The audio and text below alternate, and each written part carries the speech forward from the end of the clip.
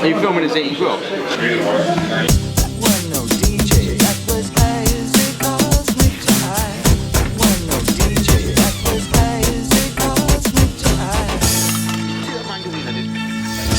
Hello, nice to meet you. Right, right, folks, here with Nathan Millward. You might know him, he's the mentalist that rode a postie bike from Australia back to the UK and then decided to take it across the States as well. Nathan's organising this year's Excel Bike Show, he's doing the adventure section and he's kindly asked if I'd go there and bore you when we're there. So we'll fire on, ask a few questions, take it from there. Right, so for the people that have never heard of you, who are you and what have you done? A long time ago now, I just set off back from Australia on a postal bike, 105cc Aussie post bike, 2.5 days of planning, and just fudged it really, fudged my way through, but I knew what I was doing. 2.5 days of planning. So I either round it up or down, depending on how ambitious I'm feeling. I took 3 years, you did it in 2.5 days. Yeah, but I've done a lot of research. I spent a year looking at the route, thinking, what visas do I need, what shipping? I knew the route from Sydney to London, but I didn't know I was ever going to do it. And then when I went to see immigration, they said, no, your visa's ending at the end of this month. I was like, well, you've got to go. And if I'm going to do it on a bike, I've got to leave in 3 days, or else I'm not going to make the boat out of Darwin to East Timor. So it's like, crap, so can I get ready? Or I only need, what do I need? I've got a bike, I need tools, I need a tent, and that's it. I called ahead to see if I could get a Candid Cafe en route to Darwin, which I could. I called the shipping company from Darwin to Timor, and they said there's a boat shipping 1 day before your visa expires, so that gave me a deadline. So from going to see immigration and being told you've got to leave, 20 days later I was on a boat to East Timor, from getting a bike ready to setting out from Sydney and doing, I think, 4,500 kilometres, and it was on a bike that could only do sort of 40 mile an hour cruising speed, so it was a lot of miles. The bottom end went in Brisbane, so that was my perfect opportunity to say, quit, say, right, it's not worked out. I swapped the bike for another postal bike, carried on that, and then there were floods across the outback, which again threatened me, and I wouldn't get that boat. The roads were repaired and I got that boat, and then just, right, I'm in East Timor, got to get into Indonesia, and then got to get to Malaysia, and then I don't think planning is the right word. Research is the right word for me for a big trip.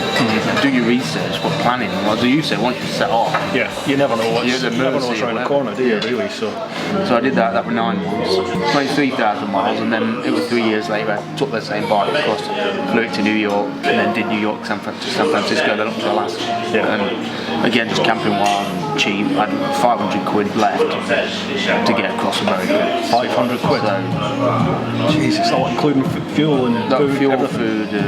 But it was doable because the bike doesn't take much fuel. The bike's probably doing 100 miles a gallon. So it's only a 105, so it's not a lot of consumption. Camping wild was hard in America because everywhere's fenced off and owned. So camping wild was difficult but possible. And then food, I just ate 2 cheeseburgers a day, 2 coffees in a McDonald's was my sort of your staple. So I had a 99-cent cheeseburger and a $1.17 coffee twice a day, and so I was desperate. When I landed in America, I was just desperate, and I got pulled by the police for having a foreign plate. It took all day to rectify that.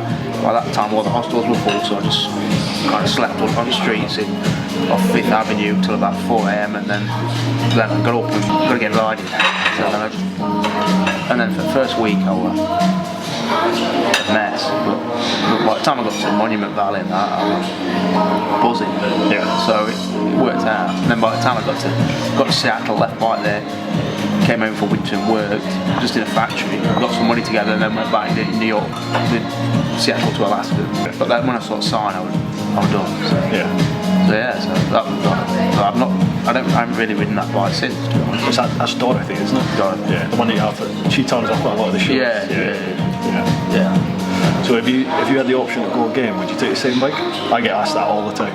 No. Now that bike, I don't subscribe to this small bike or big bike. I don't subscribe to any bike. I mean, that bike was right for my trip because it was small and it suited my mindset at that time.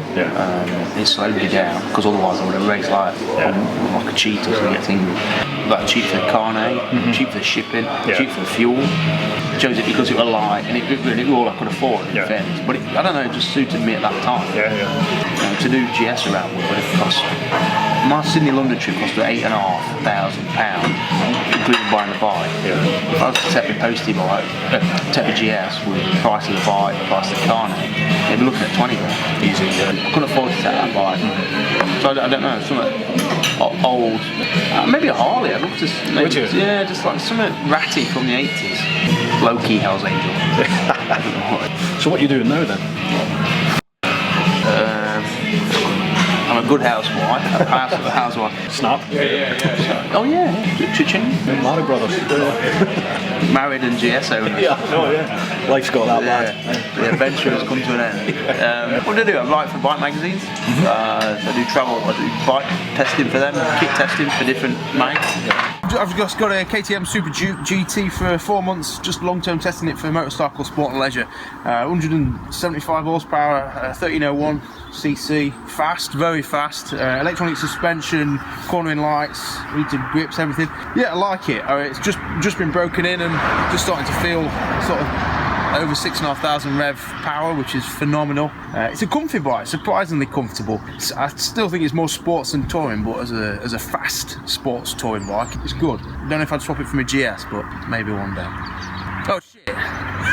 Book selling. If anybody's not got the book. Two books.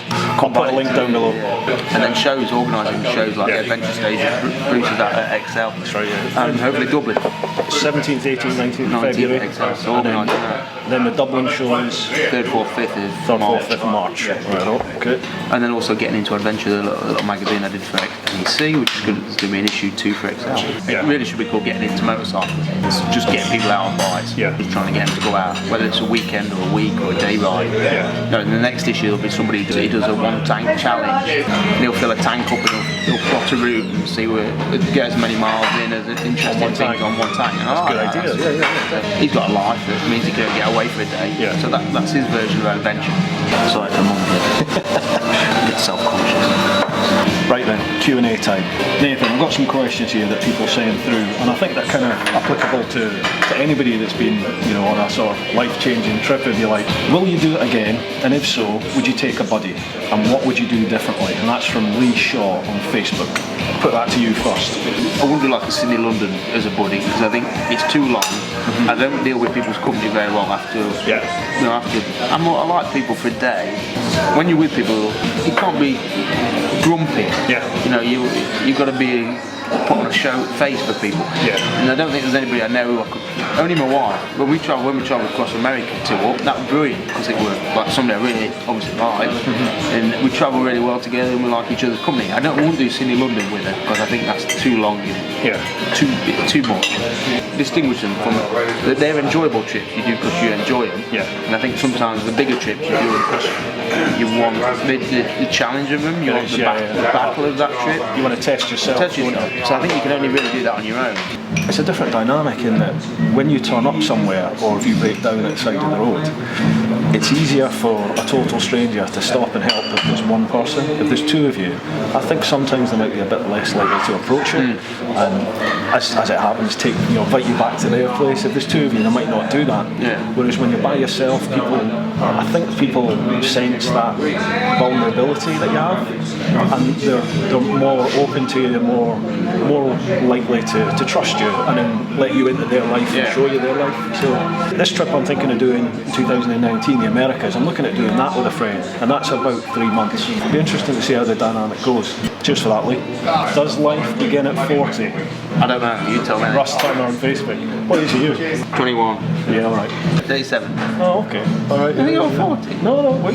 Who might have said? In fact, I think I covered this last week. But, what you got left in life to accomplish? Deep question, big question. Me? Yeah. Happiness. This will be the last one, I think. Okay. What are the basic essentials for long-term travel on a motorbike? And that's from John Wilkins on Facebook. What would you say to that? Credit card. I'd say that's about it. Credit card and flexibility. Yeah. Everything else you can deal with if you've got them two things. Definitely, yeah, I'd agree with that. Credit card just to. Because you need a 10, but if you've got a credit card, you can buy a 10. Yeah, money and mentality, I'd say. And gaffer tape. Gaffer tape, tie wraps. You find yourself either broken down or in need of something, whatever that is. That's part of travelling for me, because it forces you to go and meet people, interact with people, and ask for help, basically, and that opens up a whole new avenue to you. Yeah, but I think be prepared for those minor things like punches and chain snaps, perhaps. But the rest, just hope it doesn't happen, and if it does, deal with it. Wing it. Yeah. Right, cool. Well, I think we've pretty much sorted that, don't you? Yep, I think we've covered it. Awesome. Thank you very much for the chat, man. No, my pleasure. See you at XL. Yeah, definitely. Remember that, February 17th, 18th, 19th. And the Irish Bike Show, March 3rd, 4th and 5th. Right, folks, that's us over and done with for this week. Hope you've enjoyed it. Remember to subscribe, wherever it is. Subscribe, hit the alarm button. That means you get updated every time there's a new video. Follow on the social media. And remember, live your life.